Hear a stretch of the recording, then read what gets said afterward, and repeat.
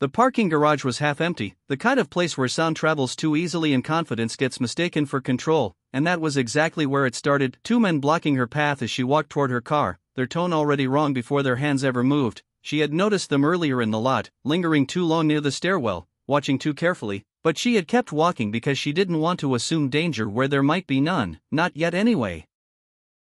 Her name was Commander Rachel Hale, though nothing about her appearance suggested anything beyond a quiet civilian evening. Jeans, a plain jacket, hair tied back, posture relaxed in a way most people misread as vulnerability. One of the men smirked as she stepped closer, saying something under his breath meant to provoke a reaction, but she didn't give him one, which only made him bolder.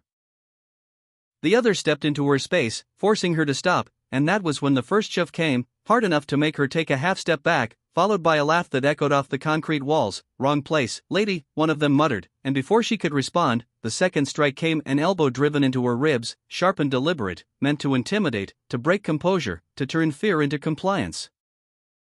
For a moment, she said nothing, her breathing steady but measured, eyes shifting not in panic but in assessment, because what they didn't realize, what they couldn't possibly know, was that they had just escalated a situation far beyond their understanding. She exhaled slowly, almost disappointed, and straightened. The men exchanged a glance, unsure why she wasn't reacting the way they expected, and that uncertainty was their first mistake.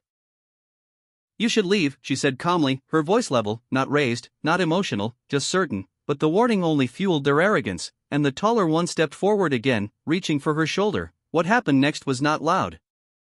Not dramatic in the way movies make it seem, but precise, controlled movement, angle, timing, distance, everything measured in fractions of seconds she had trained to master long before this moment. In less than a breath, the hand that reached her never completed its motion, the attacker finding himself off balance, his stance broken before he even understood how, and the second man moved in too late, reacting instead of anticipating.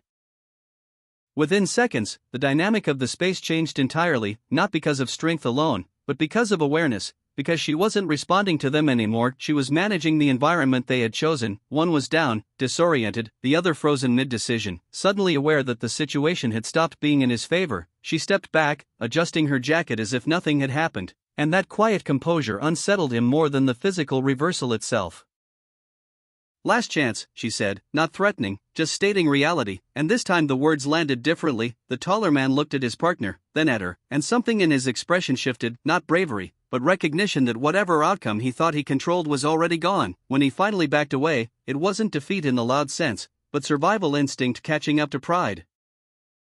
By the time security arrived minutes later, the garage was silent again, the kind of silence that follows an event no one fully saw but everyone will remember differently. She gave her statement briefly, no embellishment, no emotion, just facts, then walked to her car and left, because for her it wasn't a story worth retelling, it was simply what happens when people mistake calmness for weakness.